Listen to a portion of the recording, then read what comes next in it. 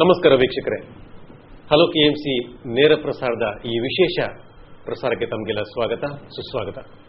ಅಂದಹಾಗೆ ನಿಮ್ಗೆ ಗೊತ್ತಿದೆ, ಈ ಕೆಎಂಸಿ ಆಸ್ಪತ್ರೆ, ಕಸ್ತೂರ್ಬಾ ಮೆಡಿಕಲ್ ಕಾಲೇಜ್ ಮತ್ತು ಆಸ್ಪತ್ರೆ ಜನಸಾಮಾನ್ಯರಿಗೆ ಮಾತ್ರವಲ್ಲ, ಸಮಾಜದ ಎಲ್ಲ ವರ್ಗದವರಿಗೂ ಕೂಡ ವಿಶೇಷವಾದ ಒಂದು ಆರೋಗ್ಯ ಪ್ಯಾಕೇಜ್ ಅನ್ನು ನೀಡ್ತಾ ಇದೆ ನಿರಂತರವಾಗಿ. ಇದರ ಪ್ರಯೋಜನವನ್ನು ಸಾಕಷ್ಟು ಜನ ಪಡ್ಕೊಂಡಿದ್ದಾರೆ.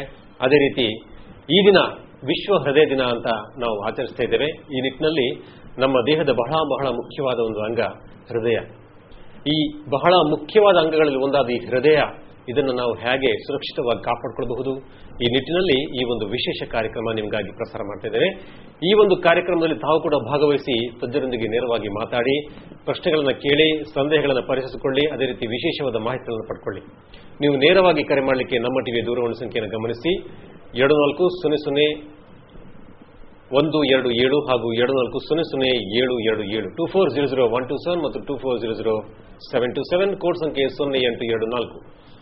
ವೀಕ್ಷಕರೇ, ಈ ವಿಶ್ವ ಹೃದಯ ದಿನ ಅಂದರೆ ವಿಶೇಷವಾಗಿ ಈ ನಮ್ಮ ಹೃದಯವನ್ನು ಸುರಕ್ಷಿತವಾಗಿಡುವುದು.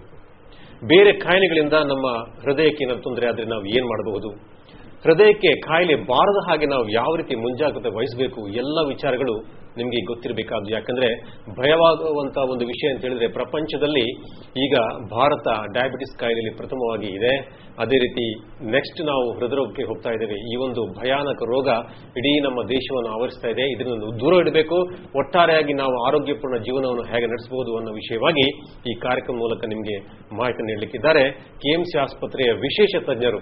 ಮುಖ್ಯವಾಗಿ ಇವತ್ತು ನಮ್ಮ ಅತಿಥಿಯಾಗಿ ನಿಮ್ಮ ಪ್ರಶ್ನೆಗಳಿಗೆ ಉತ್ತರಿಸಲಿಕ್ಕೆ ಇರುವವರು ಕೆಎಂಸಿ ಆಸ್ಪತ್ರೆಯಲ್ಲಿ ಇಂಟರ್ವೆನ್ಷನಲ್ ಕಾರ್ಡಿಯಾಲಜಿಸ್ಟ್ ಆಗಿರುವಂತಹ ಯೂನಿಟ್ ಹೆಡ್, ವಿಭಾಗೀಯ ಮುಖ್ಯಸ್ಥರಾದಂತಹ associate professor doctor Padmanabha Kamath ಅವರು, ಜೊತೆಗೆ ಇನ್ನೋರ್ವ ವಿಶೇಷ ತಜ್ಞ interventional cardiologist doctor D ನರಸಿಂಹಪ್ಪಯ್ಯವರು.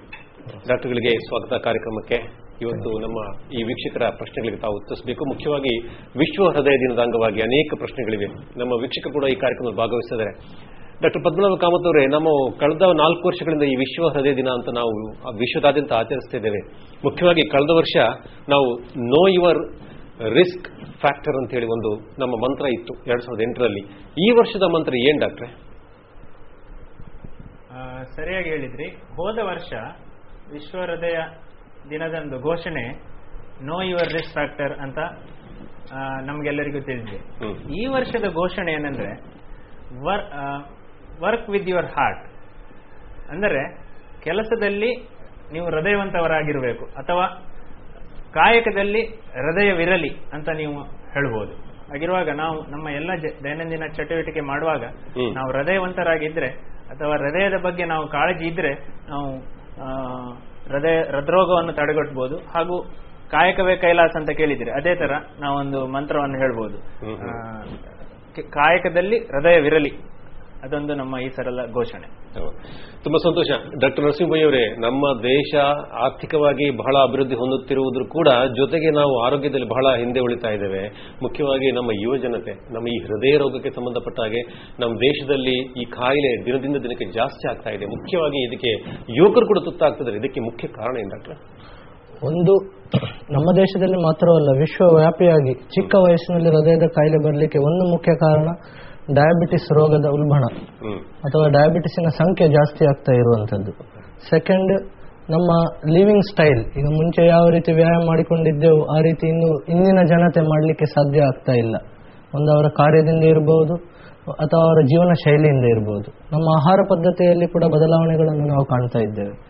So ನಮ್ಮ ಆಕ್ಟಿವಿಟಿ, ನಮ್ಮ ಲೈಫ್ ಸ್ಟೈಲ್, ನಮ್ಮ ಡಯಟ್, ಇವೆಲ್ಲ ಮತ್ತು ಡಯಾಬಿಟಿಸ್, ಇವೆಲ್ಲ ಚಿಕ್ಕ ಪ್ರಾಯದಲ್ಲಿ ಹೃದಯದ ತೊಂದರೆ ಕಾಣಲಿಕ್ಕೆ ಮುಖ್ಯ ಕಾರಣಗಳು ಅಂತ ಹೇಳ್ಬೋದು. ಓಕೆ ಡಾಕ್ಟರ್, ನಮ್ಮ ವೀಕ್ಷಕರು ನಿಮ್ ಜೊತೆ ಭಾಗವಹಿಸಲಿಕ್ಕೆ ಕಾಯ್ತಾ ಇದ್ದಾರೆ. ಒಂದು ಕರೆ ಇದೆ. Hello hello hello hello sir, ನಮಸ್ಕಾರ ಸರ್. ನಮಸ್ಕಾರ, ಹೇಳಿ ಸರ್. ನಾವು ಉಡುಪಿಯಿಂದ ಉಮೇಶ್ ಮಾತಾಡುದು. ಮಾತಾಡಿ. ತಂದೆ ತಾಯಿಗಳಿಗೆ ಹೃದಯದ ಕಾಯಿಲೆ ಇದ್ರೆ ಮಕ್ಕಳು ತೆಗೆದುಕೊಳ್ಳಬೇಕಾದ ಮುನ್ನೆಚ್ಚರಿಕೆ ಕ್ರಮ ಏನಂತ ಹೇಳ್ಬೋದಾ ಸರ್? ಹಲೋ ಹಲೋ, ಹೇಳಿ ಹೇಳಿ. ಹಲೋ ಸರ್, ತಂದೆ ತಾಯಿಗಳಿಗೆ ಹೃದಯದ ಕಾಯಿಲೆ ಇದ್ರೆ ಮಕ್ಕಳು ತೆಗೆದುಕೊಳ್ಳಬೇಕಾದ ಮುನ್ನೆಚ್ಚರಿಕೆ ಕ್ರಮಗಳು ಏನಂತ ಹೇಳ್ಬೋದಾ ಸರ್? ಹೆರಿಡಿಟ್ರಿ, ಹೌದು. ಕೆಲವು ಮಟ್ಟಿಗೆ ಹೃದಯದ ಕಾಯಿಲೆಗಳು ಹೆರಿಡಿಟ್ರಿ ಅಂತ ಹೇಳಿದ್ರೆ ತಪ್ಪಿಲ್ಲ. ಯಾಕಂತ ಹೇಳಿದ್ರೆ ಪೇರೆಂಟ್ಸ್ಗಳಿಗೆ ಸಣ್ಣ ವಯಸ್ಸಿನಲ್ಲಿ ಹಾರ್ಟಿದ ತೊಂದರೆ ಬಂದ್ರೆ ಮಕ್ಕಳಿಗೂ ಕೂಡ, ನೆಕ್ಸ್ಟ್ ಜನರೇಷನ್ಗೆ ಕೂಡ ಚಿಕ್ಕ ವಯಸ್ಸಿನಲ್ಲಿ ಹೃದಯದ ಕಾಯಿಲೆ ಬರ್ತದೆ. ಸೊ ಇದನ್ನು ತಡೆಕೊಳ್ಳಿಕ್ಕೆ ನೀವು ಮುಂಜಾಗ್ರತಾ ಕ್ರಮವನ್ನು ವಹಿಸುವುದು ಬೆಟರ್. ಏನು ರಿಸ್ಕ್ ಫ್ಯಾಕ್ಟರ್ಸ್ ಇದೆ, BP ಉಂಟಾ, ಶುಗರ್ ಉಂಟಾ, ನಿಮ್ಮ ಹಾರ್ಟ್ ಇದು ಕೊಲೆಸ್ಟ್ರಾಲ್ ಪ್ರಮಾಣ, ಬ್ಲಡ್ ಅಲ್ಲಿ ಕೊಲೆಸ್ಟ್ರಾಲ್ ಪ್ರಮಾಣ ಜಾಸ್ತಿ ಉಂಟಾ, ಅದನ್ನೆಲ್ಲ ಚಿಕ್ಕ ವಯಸ್ಸಿನಲ್ಲಿ ಪರಿಶೋಧಿಸಿ ಅದನ್ನು ತಡೆಗಟ್ಟುವುದು ವಾಸಿ. ಸ್ವಲ್ಪ ಮಟ್ಟಿಗೆ ಹೃದಯದ ಕಾಯಿಲೆ ಜೆನೆಟಿಕ್ ಅಂತ ಹೇಳ್ಬೋದು. ಸರ್, ಇನ್ನೊಂದು ಪ್ರಶ್ನೆ ಇದೆ ಸರ್. ಹೇಳಿ ಸರ್. ಪ್ರೈಮರಿ ಆಂಜಿಯೋಪ್ಲಾಸ್ಟಿ ಅಂತ ಹೇಳಿದ್ರೆ ಏನಂತ ಸ್ವಲ್ಪ ವಿವರಣೆ ಕೊಡ್ಬೋದಾ ಸರ್? ಆಯ್ತು, ಅವರ ಪ್ರಶ್ನೆಗೆ ಮತ್ತೆ ನಾವು ಉತ್ತರಿಸುವ. ಸರಿ, ಕರೆ ಮಾಡೋದಕ್ಕೆ ಧನ್ಯವಾದ. ಬಹುಶಃ ನಿಮ್ಮ ಈ ಎರಡನೇ ಪ್ರಶ್ನೆಗೆ ಡಾಕ್ಟರ್ ಮತ್ತೆ ಉತ್ತರಿಸಿದ್ದಾರೆ. ಡಾಕ್ಟರ್ ಈಗ ಧನ್ಯವಾದ. ಡಾಕ್ಟರ್ ಪದ್ಮನಾಭ ಕಾಮತ್ ಅವರೇ, ಮುಖ್ಯವಾಗಿ ಈ ನಮ್ಮ ದೇಶದಲ್ಲಿ ಈಗ ನಾವು ಹೇಳಿದಾಗೆ ಈ ಹೃದ್ರೋಗಿಗಳ ಸಂಖ್ಯೆ ಜಾಸ್ತಿ ಆಗ್ತಾ ಇದೆ ಅಂತ ಹೇಳಿದ್ರಿ. ಈ ಸರಿಸುಮಾರು ಈ ಲೆಕ್ಕ ಪ್ರಕಾರ ನಮ್ಮ ಎಷ್ಟು ಇರಬಹುದು ಅಂತ ನಿಮ್ಮ ಅಭಿಪ್ರಾಯ? ಈಗ ನಮ್ಮ ದೇಶದಲ್ಲಿ ಹೃದ್ರೋಗಿಗಳ ಸಂಖ್ಯೆ ದಿನದಿಂದ ದಿನಕ್ಕೆ ಹೆಚ್ಚಾಗ್ತಾ ಇದೆ. ಸಾಮಾನ್ಯವಾಗಿ ವಿಶ್ವದ ಈಗ ಫಿಗರ್ ಅನ್ನು ತಗೊಂಡ್ರೆ ಒಂದು ವರ್ಷದಲ್ಲಿ 1.25 ಕೋಟಿ 1.75 crores ಜನ ಈ ಹೃದ್ರೋಗದಿಂದ ಬಳಲ್ತಾರೆ. ಆ 1.25 ಕೋಟಿಯಲ್ಲಿ ಸಾಮಾನ್ಯವಾಗಿ 75 ಲಕ್ಷ ಜನ ನಮ್ಮ ದೇಶದಲ್ಲಿದ್ದಾರೆ. ಹಾಗಿರುವಾಗ ನೀವು ಇದೊಂದು ಮಹಾಮಾರಿಯ ಒಂದು ದೈತ್ಯ ಗಾತ್ರವನ್ನು ಹೇಗೆ ಅಂತ ನೀವು ಇದರಲ್ಲಿ ಅಂದಾಜು ಮಾಡ್ಕೊಳ್ಬಹುದು. ಈ 75 ಲಕ್ಷ ಜನರಲ್ಲಿ ಸಾಮಾನ್ಯವಾಗಿ 60% ಜನರು 40 ವರ್ಷಕ್ಕಿಂತ ಕೆಳಗಿನ ಪ್ರಾಯದವರು. ಸೊ ಹಾಗಿರುವಾಗ ಈ ಮಹಾಮಾರಿ ಅಥವಾ ಮಹಾ ರೋಗ